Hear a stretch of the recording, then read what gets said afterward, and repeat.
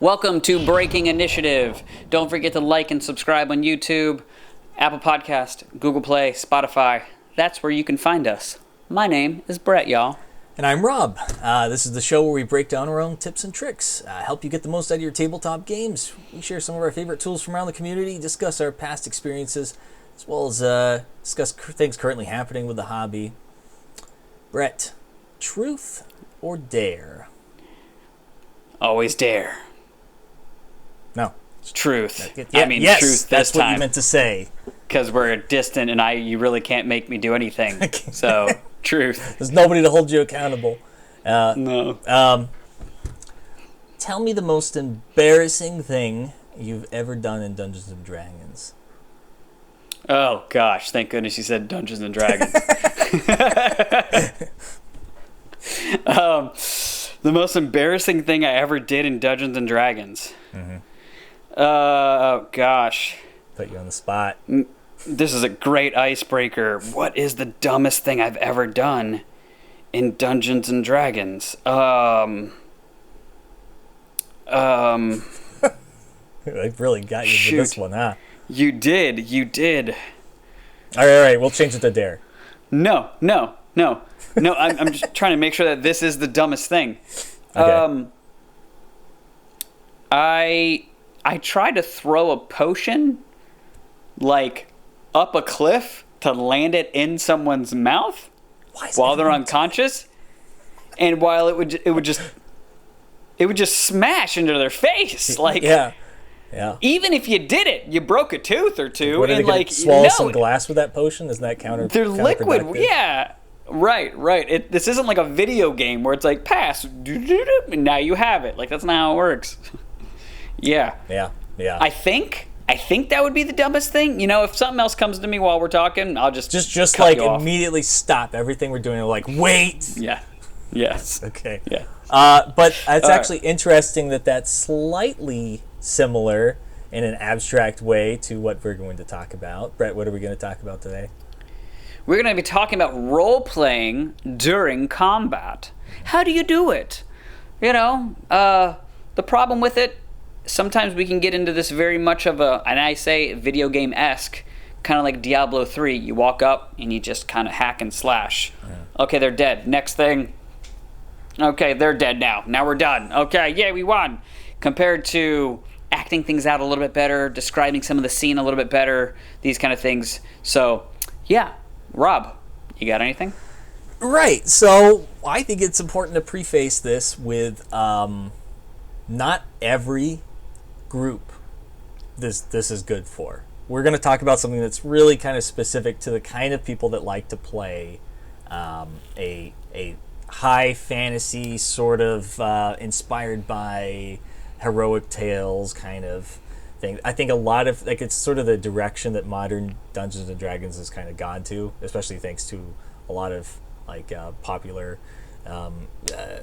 campaigns out there, and even some of the officially published ones seem to kind of push in that direction as well. So that's of course naturally the direction. We've talked about this before, but there are a lot of people that like to just play this game as the person that strategically. They go into a big mega dungeon and they just want to see how far they can get without dying, how much cool stuff they can get, and if they can get to the end. You know, that's what they want to see. If they can do better than their friends, if they can be the coolest character, they don't have a backstory going into it. Their backstory is everything that they've done before this mission that has also been part of a mission. So it's like opening the front door was the beginning of their backstory. And I'm created. Pretty much their Link. They just wake up. Time to go fight. Right. Yeah. And there's nothing wrong with that because it's just a different kind of way of playing, especially if it's a one-shot, you know. Who really cares? But I would argue that you still have a little bit of fun in this combat as you're going through one of these dungeons. Just kind of playing up the fantasy of what is going on each turn. So instead of me rolling a die, I just put my dice away. So I'm not going to get that. I refuse to get them out again. Here, I rolled for you, Rob. I rolled a natural 19. All right, so I could say, all right, Brett, that's a hit. And then you would say, and I'd say roll damage, and then you would just roll 1d10 for your longsword you're holding with 2 hands, and add your bonus, and you just tell me how much damage, and I say, okay, that slashing damage has been done. All right. Next. Jacob, your turn. The next person, whatever. Or one of two things can happen. I, the DM, might take your roll of 19, and I'll say, and then have you roll the damage, and I'll say, all right, so you're able to swing past their shield, and you hit them right at their kneecap, and you see it really caused a lot of pain for them as they're starting to, and they're gritting their teeth at you. As you swing back, you're now in a perfect stance, and you have and that's role playing out like perhaps, somebody who's trying to get the attention of somebody to pull them off of one of their allies. Aggroing. Yeah, exactly. The aggro. Or you could role play a sneak attack as he didn't even notice you.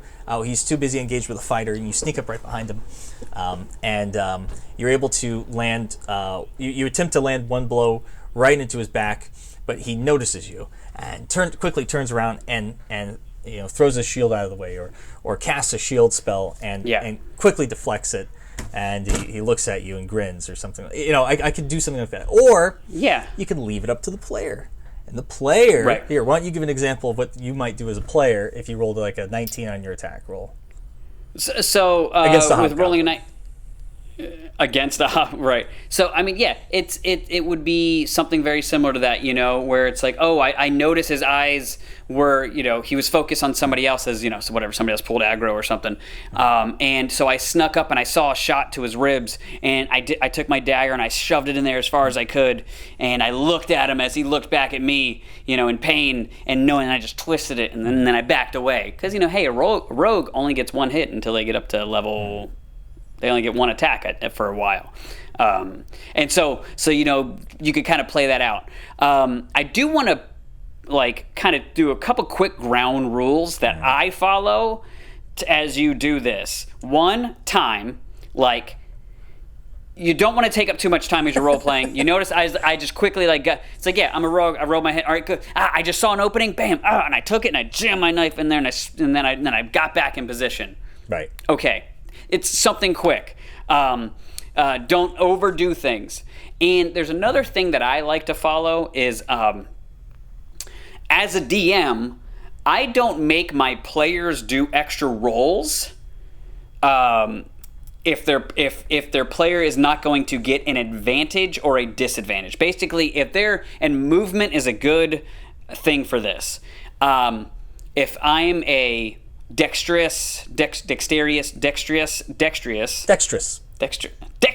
Thank you. I'm adding an extra syllable in there, I think. If I'm a dexterous player of some sort, monk, rogue, heck, even ranger, whatever, and I'm running across the wall and doing something, and then I do like a quick little backflip, and then I fire. And I still wound up being my same 30 steps to my 30 feet to get to this step. And I was able to do that just by walking straight, but I decided to take, tell the DM I'm doing roughly like a fun route or something like that. Me as the DM, I don't say roll an acrobatics check to do that, especially if there are slightly higher levels, unless they're going to get an advantage or a disadvantage to that. If for whatever reason they get an advantage for this extra roll, as they're jumping on a chandelier and they're swinging across and they do a backflip and then they land it. And if I want them to roll for that, maybe I'll be like the chandelier's right above somebody. I was like, go ahead and roll a dexterity check to see if you want to swing, tear it down, do your flip and land on a platform somewhere else and maybe even hit 2 people. But the thing is, if you fail on your dexterity, I'm going to have it to where you get hurt. Yeah. And it's going to be bad, and you're not going to succeed in any kind of way. If you succeed, maybe you hurt more things in this turn than you normally would have, rather than just playing it careful and getting to that position.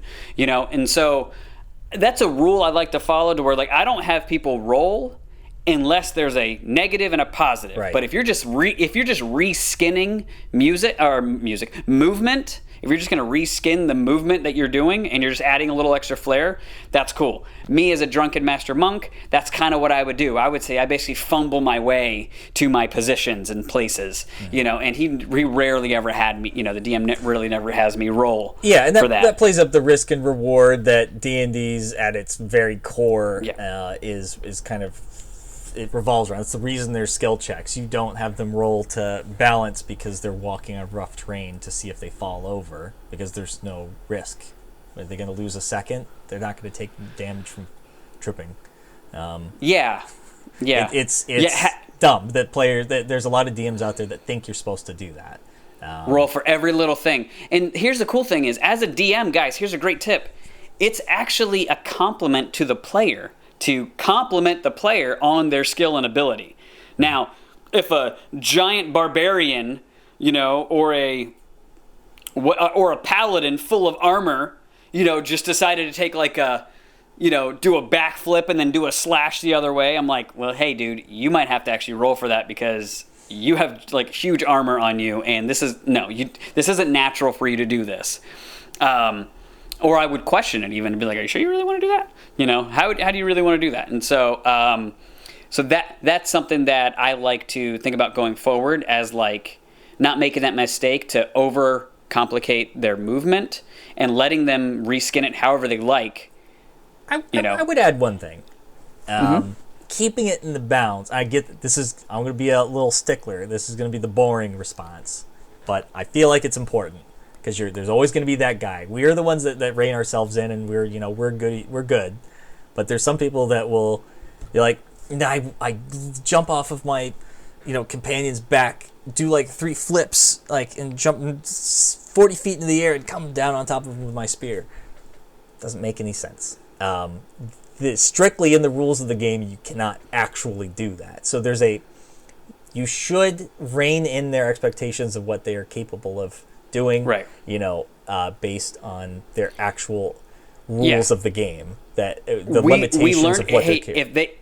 If they have a decent strength, right, they can jump decent. They can jump pretty well. If they don't have a high enough strength, your guy can't do 3 backflips or 3 front flips. Yeah, maybe if like you bounce off of somebody's shield as the fighter like launches you off the shield or something, and right, maybe you could do 1 flip.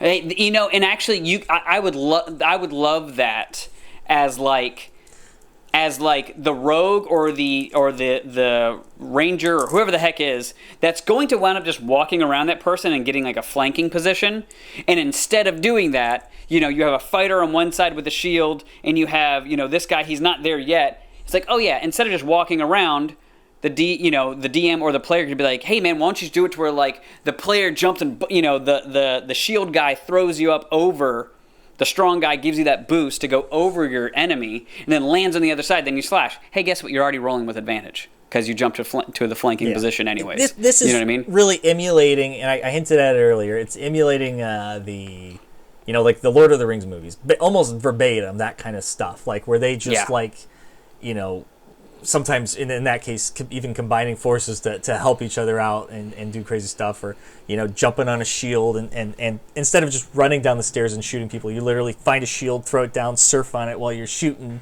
as you're going down. Right. Same movement speed, who cares, but it's cool if that happens in your game. That kind of stuff is just it just feels more theatrical. That's the word I was looking for earlier. Theatrical. And if you have it to where somebody does it, if somebody wants to do that from a distance, maybe, like let's play that same roll out to where they're actually it's not going to be flanking, and then you add a roll to it, right? Then you're adding, hey, you're gonna be able to hit with advantage because you're coming down with harder strength. I don't know, but if you roll bad, and I'm just gonna make it a straight roll, maybe with no modifiers, and if you roll under a 10. You're rolling this with disadvantage. Mm-hmm. Like he saw you coming flipping in the air and he just saw you and is like, no. The guy just got out of the way. Or you did it well while he was occupied. Like I might have you roll to give you an advantage or a disadvantage. That's Interesting. Sometimes, you got to be thrown in the scenario to where you're like, that just feels right because that was cool what the player just did. And yes, I want to reward that. I want to reward that. If the scene turns out okay. Here's an interesting idea I don't like, because it's about a rule I don't like in the game. It's inspiration. These kinds of cool things, that's a great opportunity. If you use inspiration in your game, which I usually don't. I choose to not do it because I feel like it's one of those favoritism things. But a lot of people like to award favoritism. A lot of people like to award inspiration. And this is the perfect opportunity to do it. You can even only exclusively do it in this. I would probably like to consider doing that, where somebody's trying really hard to do really cool things that makes combat interesting. One of the things that's the most drudgery thing in Dungeons & Dragons that slows everything down, that can become incredibly boring. Somebody's taking their time to make it more interesting. Wow, I'd really like to reward that by giving him a point of inspiration for doing this really awesome, cool thing.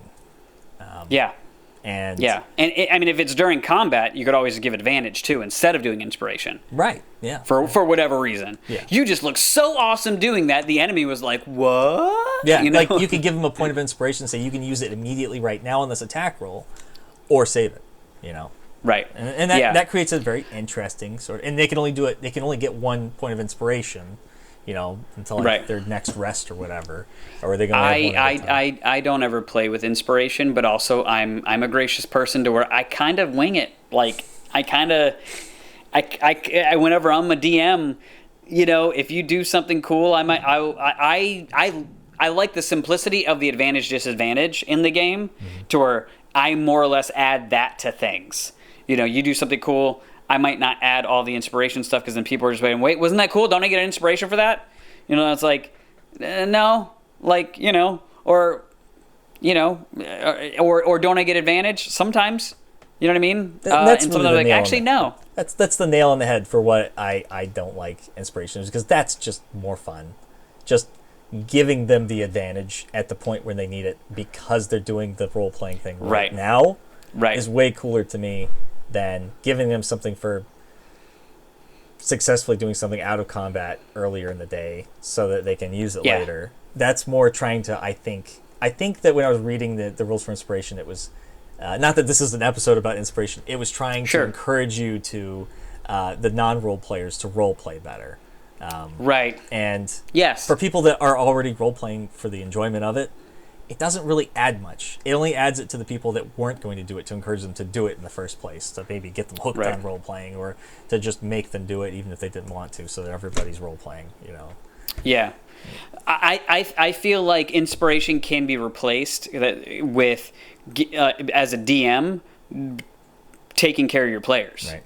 Like, liking your players, knowing your players, and rewarding them by really making them not roll on cool things.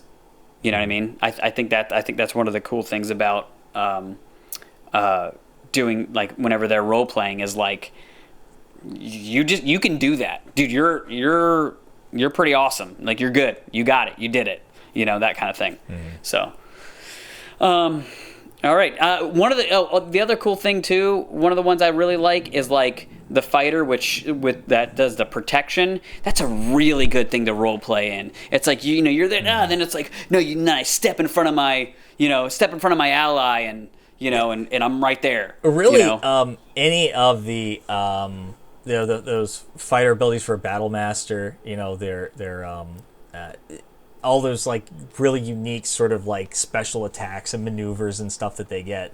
Those are all really fun to role play. I mean, fighter's one of my favorite classes, especially battle master, just because you can customize it so much. But what's the one? Is that the one that you have in our campaign? Yeah, exactly, precisely. Okay. You get to call commands, don't you? Call commands? Yeah, and one of my most recent ones is I can literally tell somebody else to strike at the same time as me, and like we do like this attack. It's built into the game. I can do that. That's pretty awesome. Yeah, it's neat. Like I can like there's some guy who's like really far away. I can strike this guy and be like, take him down or something, and then like the sharpshooter or whatever in the group is gonna like get an extra shot because I used up one of my maneuvers to like command him. It's just cool. Yeah, Yeah. I remember when we first started with Strahd, I would role play my movement and flipping over, going over things. I think we were on like a running, like a chase thing. If I succeeded on dexterity rolls and was able to do it, I looked like a bumbling idiot. Like, if like, oh, I'm jumping over that fence, I would like stumble, hop, get a shoulder, and then roll over on my back and then land it and then keep going. Right. If I roughly failed or did like okay, I pretty much just went and just hopped the fence, and then I kept going. Yeah. And it took me an extra few seconds. I can't get up there. That's actually a really good point that brings me to something else I wanted to talk about this, is that you have the opportunity to really make your character shine in their personality in a way that I think a lot of players, they don't really notice as much out of combat. You can really kind of put your character out there to kind of sell who they are. You could be the idiot that throws a potion at somebody's face and hope that they drink the potion. Up a mountain. Yes, yeah. Like straight up like a grenade. Yeah. Based off where I think he went down. Yeah. See, that's like... I missed, by the way, and wasted a potion. It's 50 gold. Yeah. Now, throwing a potion into an enemy's mouth that's like a filter of love, that's like a dragon, a large creature or something. Now we're getting somewhere. But not so much just cuts on the face. You take an automatic double fail death saving throw because you got hit while you're down. Yeah, each shard of glass was a failure. Oops. Right. No. You just killed horrible. The guy. Hey. No, but and then I had a character in as an example, in one of your one shots. He's like this guy who tries to like act really cool. He's a monk that uses a gun, and he thinks he's like really cool and likes to tell great stories about himself. But then when he's actually in combat, he's actually just a complete chicken. And the reason he learned gun fu, which he calls it, is literally so he can stay away from things and fire at it and get away from it and dodge it and stuff. And he's terrified of anything that's like abnormal or a monster or crazy or underwater. He's just got all these phobias and stuff, and like but like out of combat he's immediately like super cool about it because now everything's safe. That his whole personality in role playing revolves around how he acts in combat. So it was that's an interesting way to take it. If you really think about it, we almost thought of it like satirical. Like we play these characters that like just willingly go into combat where they could probably die, and there's things like throwing, like if you've never been shot by an arrow, right? That's it's not terrifying. Good as far as I know. It's barbed on the end. You're not gonna just yes. That's gonna stick in you for like a day until you like push it out the other end or something. That's horrible. I have a friend who still has actually, I don't want to say a friend. I know someone who still has a BB like in their eye, like in their eyebrow or something like that. You say he was never your got friend it out. like that. It makes me wonder how he got the BB in his eye. No, it was just like it was a guy I just met. It was like I think one of my brother's friends or something. Right. Yeah, it's terrifying, and then these characters willingly go in and like we don't role play them being scared at all. Like it's like no, this guy probably thinks everyone else is crazy for not being scared. Like, I'm the reasonable one here. Right. I want the thing at the end, the goal, but this is horrifying. There's 8 goblins to 3. We're outnumbered. We don't know them personally. We just are trusting this outside god DM that these guys aren't, way outbalanced. Yeah. Yeah. Sorry, metagaming. But I thought that was just a fun, and there's lots of ways you can do it. You can that's I remember your time that character. to show the exact opposite of that. Your character's calm, cool, and collected, but then when they get into combat, they take like a leadership position and are like willing to sacrifice themselves for someone else. Right. Is it fight or flight? A lot of people don't realize this. You can run at the first round of combat. That actually is a thing you have a choice to do. And if that's in your character's personality to consider that, talk it out with the other players in character even. Like, hey, if we're in overheads, do we have a signal for when we should run? Yeah. As a DM, a great way, a cool character idea as a DM to help with role playing is the kind of like the kamikaze creatures to fight. Where like they're was it orcs are like honorable to die in battle. You know what I mean? And so those are always, because they'll like sacrifice stuff. They'll, the spear goes in, he pulls it in further to still get a slash at you. You know what I mean? You know what I mean? He's like, yeah. And it's like, with the arrows in his head, he just pulls it through his face and then throws it back. It's getting more into the satirical part of it, but yeah. Right. Thank you for getting me closer to honor. Me lucky me brain isn't so big. Yeah. It's all right, Rob. Yeah. We're at 26 minutes. How do you feel? Good. Anything else? Well, yeah. You were just about to get into one of the most fun things. Yes. The advice for the DM of role playing your monsters. And yes. And I just want to say, like, that's one of your times to really make your combat interesting. Not waiting for your players to role play. Not role-playing what your players do and how it affects the enemies, but what your characters do. A creature like a wolf or something, or a giant rat, is probably going to run away when it gets hurt, like a real creature would.